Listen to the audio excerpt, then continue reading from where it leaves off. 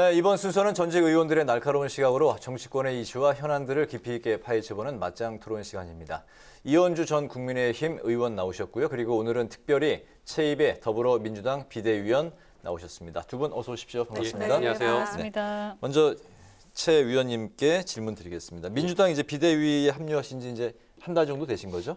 제가 3월 14일 시작했으니까요. 아직 한 달 채 못했습니다. 예. 한 20일 정도? 네, 그렇습니다. 20일 정도 되셨는데 그 사이에 뭐 그 많은 일이 또 이제 비대위 체제니까 네. 있었을 것 같고요. 또 지방선거 앞두고 있으니까 더더욱 이제 바쁘실 것 같은데 예. 현재 그 비대위 체제가 어떻게 상당히 좀 안정된 모습입니까? 어떻습니까? 예, 그렇습니다. 지금 초반에는 이제 윤호중 비대위원장에 대해서 좀 비토하는 의견들이 있었는데 네.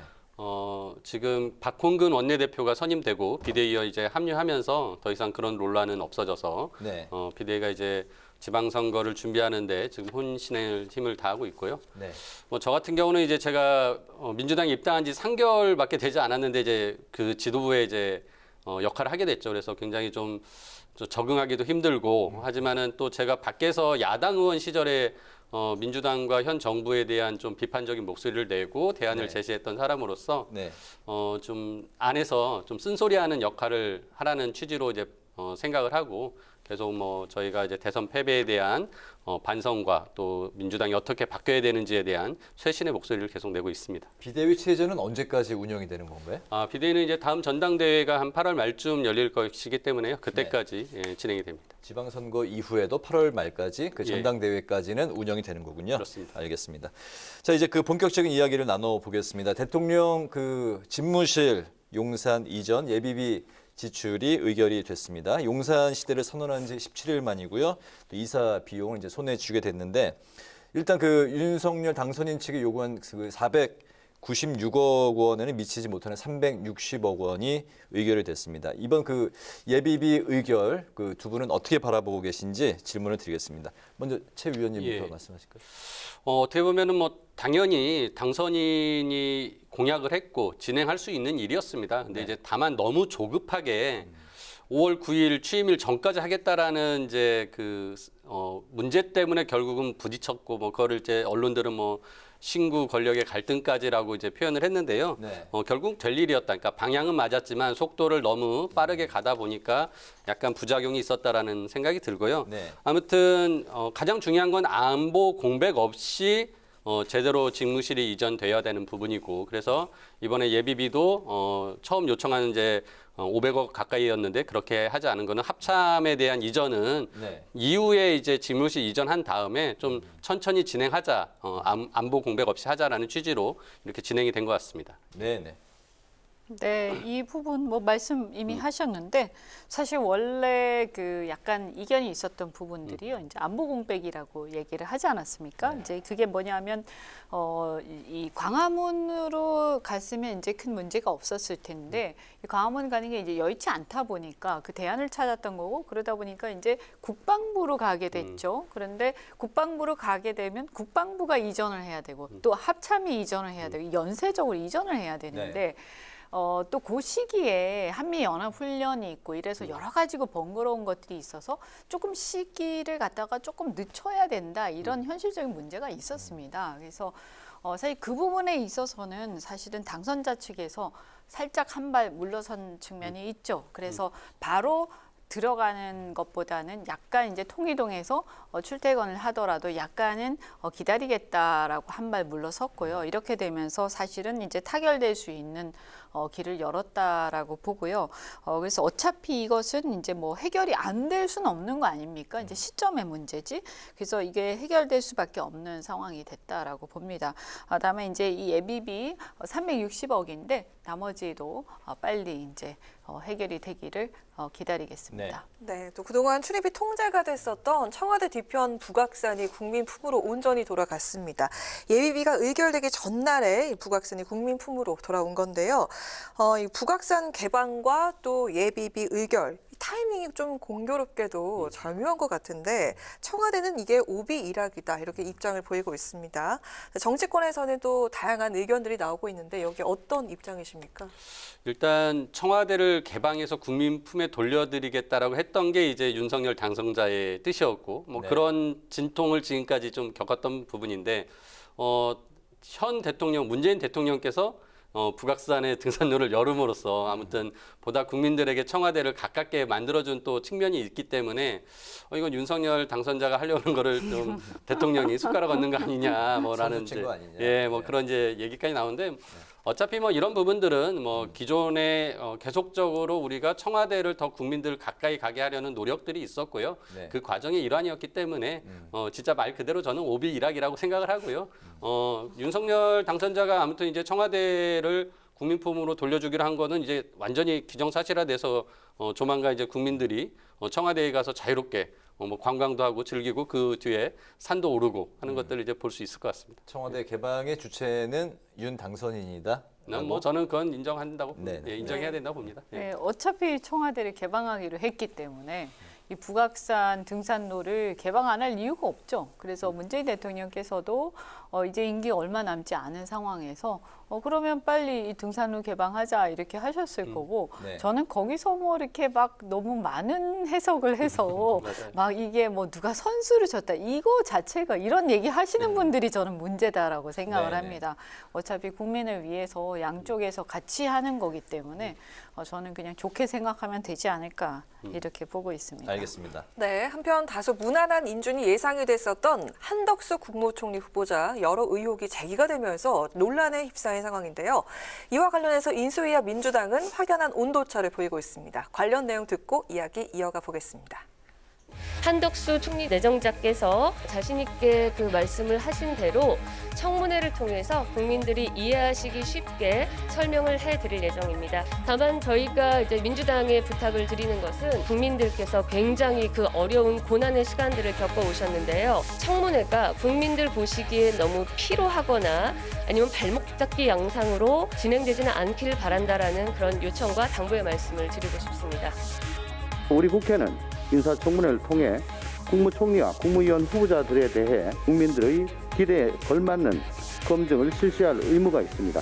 윤석열 당선인과 대통령직 인수위는 코미디라고 할 것이 아니고 새 정부의 고위공직자 인사검증 기준을 제시하십시오. 굳이 우리 정부의 기준을 고집하지는 않겠습니다. 하지만 아무런 기준도 없이 인사를 한다면 새 정부에 대한 신뢰와 기대는 그만큼 낮아질 것입니다. 네. 한 후보자를 두고서 인수위 측에서는 국민을 너무 피로하게 하거나 발목 잡기를 하지 말아달라 뭐 이런 입장이고 또 민주당에서는 검증이 필요하다 이렇게 이야기를 하고 있습니다. 2015년 미국에서 이제 론스타 관련 증인으로 참석한 뭐 이런 사실이 또 최근에도 밝혀졌는데 론스타 의혹에다가 최근에는 또 이제 고액 보수 논란까지 겹치고 있습니다. 김앤장 고문료를 이제 4년 4개월 동안 18억 원 예. 받았고 1년간 S5일 사회이사 보수로 8천만 원 정도 받았습니다. 이게 적정성과 관련해서 의견이 분분하게 나오고 있습니다. 두 분의 의견 들어볼까요?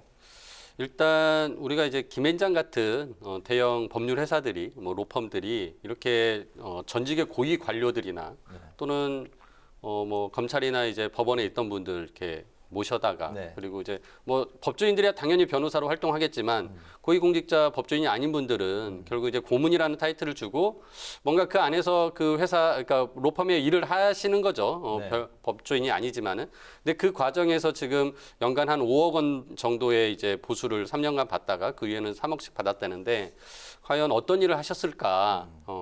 그리고 이분이 하신 일이 결국은 고위공직자가 자신이 하던 어떤 업무에 관련돼서 그거를 어떤 네트워크나 인적 관계나 아니면 거기서 취득한 정보를 가지고서 했다고 하면 이런 부분들이 우리가 쉽게 말하는 불공정한 정관 예우의 문제라고 볼 수 있기 때문에 네. 이 부분에 대해서는 이제 고액 보수의 문제도 있겠지만 그러니까 국민 눈높이에서 많은 금액이라는 것도 있겠지만 대체 어떤 일을 하셨는지를 한번 좀 밝히셔야 국민들에게 해명이 될 것 같다. 네. 특히나 그 5억에 걸맞는 정말 국가에 도움이 되는 일을 하셨다고 하면 국민들이 수긍을 해줄 것이고 그렇지 않다라면 이제 그 부분은 뭐 청문회 과정에서 좀 문제의 소지가 있다고 하면 뭐 그건 또 정치권에서 이제 판단할 문제라고 생각이 듭니다. 예.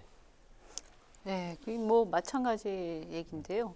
사실 이제 고액이긴 하지만 뭐 어차피 이제 이런 인재들이 사실은 이제 일을 하는 데 있어서 대가가 사실 시장에서 어느 정도의 어떤 대가의 수준이라는 게 있죠. 네.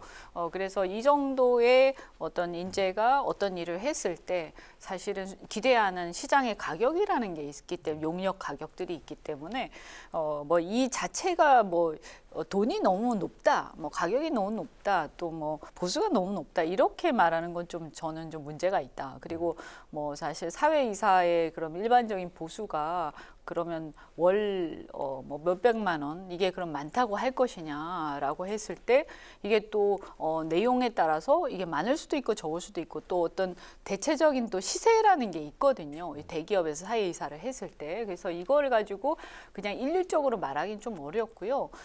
제가 볼 때는 그것보다는 이해 충돌 여부를 봐야 된다. 그러니까 예컨대 과거에 이분이 하셨던 일, 그 다음에 이분이 고문을 하시면서 하셨던 일. 그래서 이 두 가지가 충돌되는 일들이 과연 있었느냐. 그럼 이 충돌되는 일을 하시면서 고문료를 받았다. 그것도 거액으로 받았다.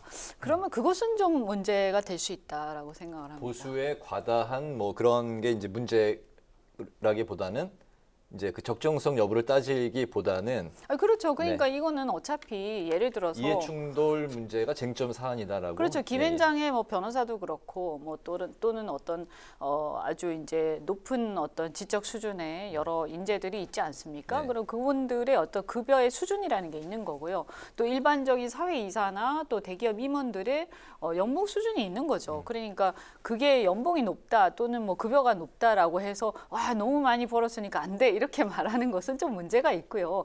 이분이 어떤 일을 했느냐. 그럼 이분이 이 일을 했을 때 이것이 과연 공직자의 태도로서 이해 충돌에 문제가 있느냐 없느냐 이렇게 좀 더 정밀하게 얘기를 해야 민주당도 야당으로서 그것이 국민들한테 인정을 받고 또 적절하게 공직자 검증에 어떤 잣대를 댄다라는 얘기를 할 수가 있죠. 그냥 무작정 돈을 너무 많이 벌었다. 그러면 뭐 자기가 몸값이 비싸서 돈을 많이 번 사람들은 그럼 총리를 못 하는 상황이 되는 거 아닙니까? 그건 말이 안 되죠. 그건. 근데 이제 이 고액 연봉이라는 게 결국 국민 눈높이에서 보는 건데요.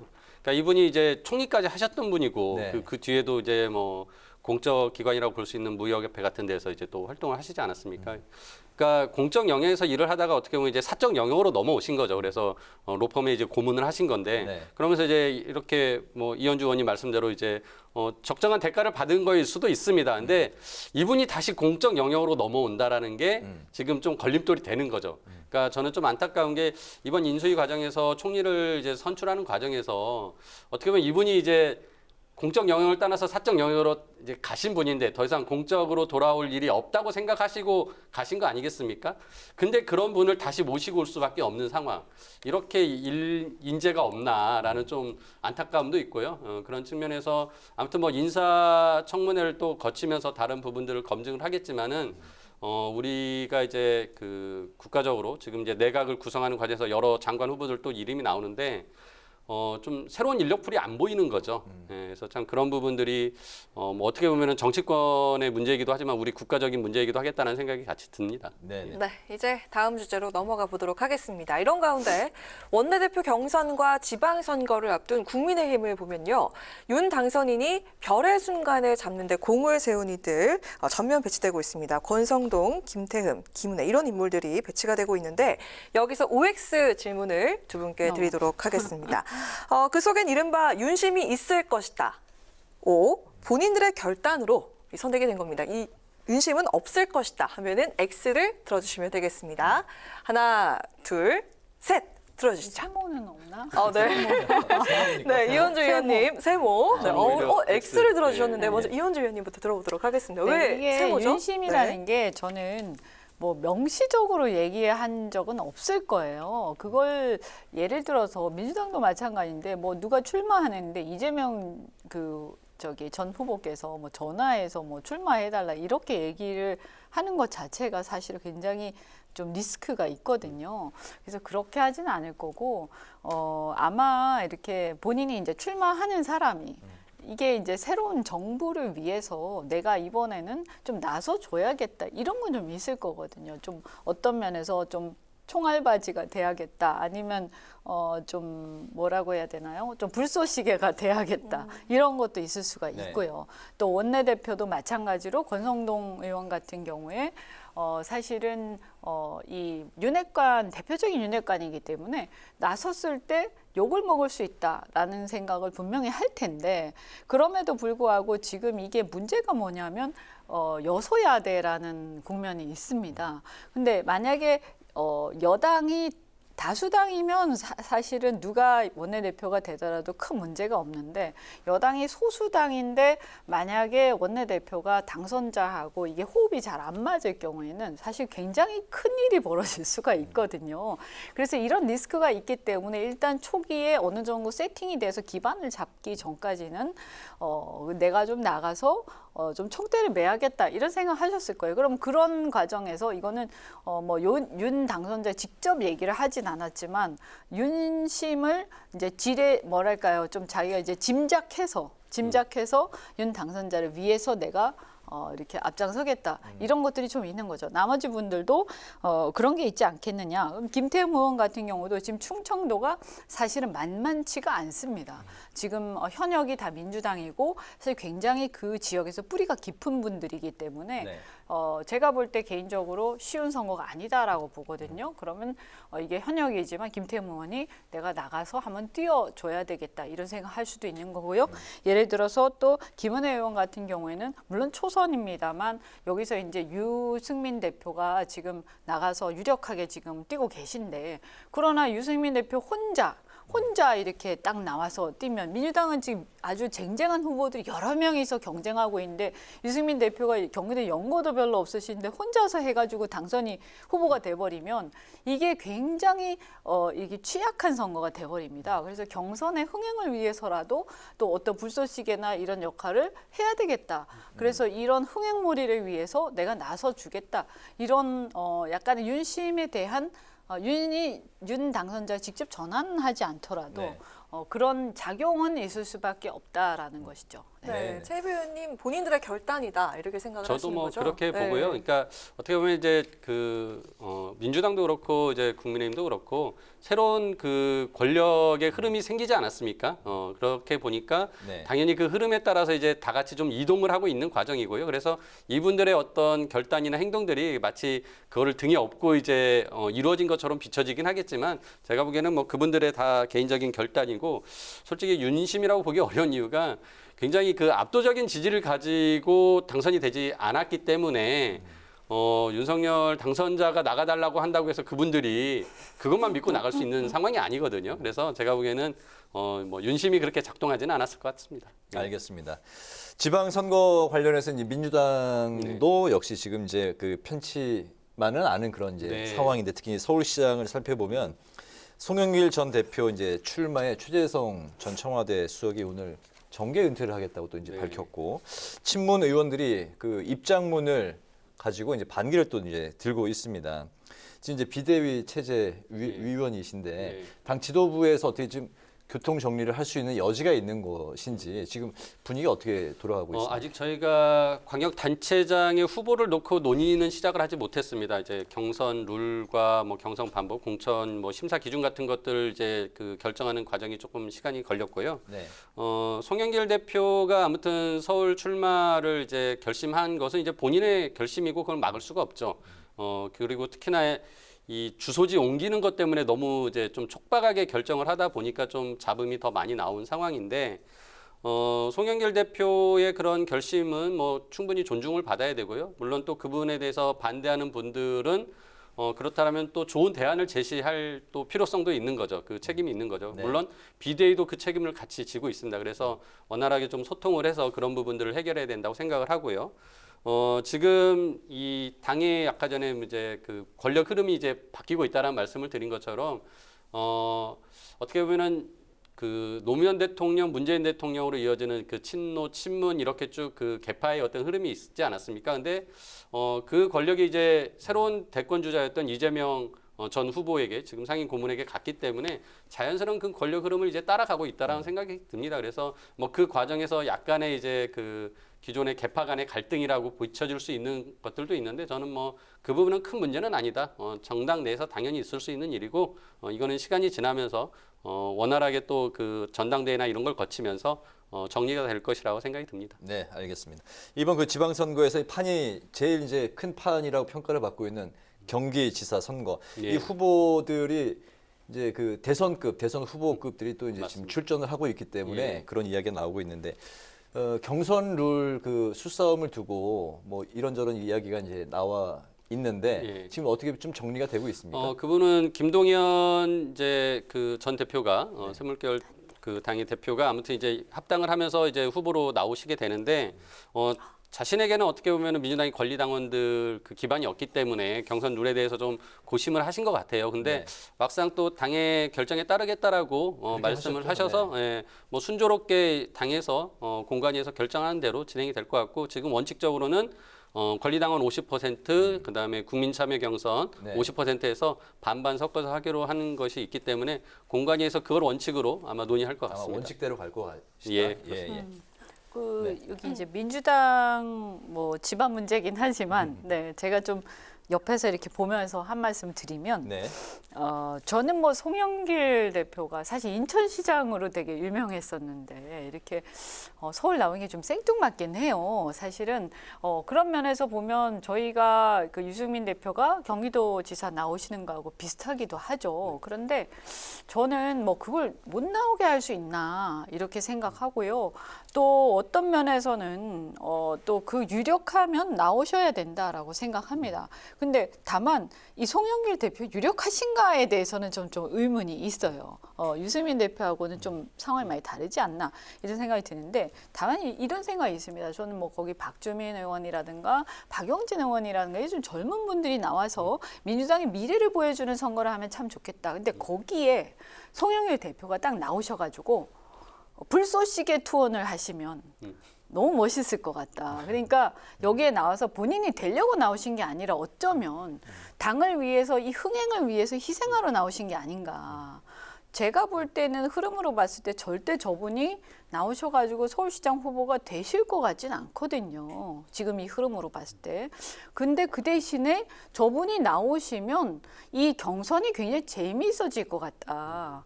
그래서 이 송영길 대표를 꺾은 누군가 신예.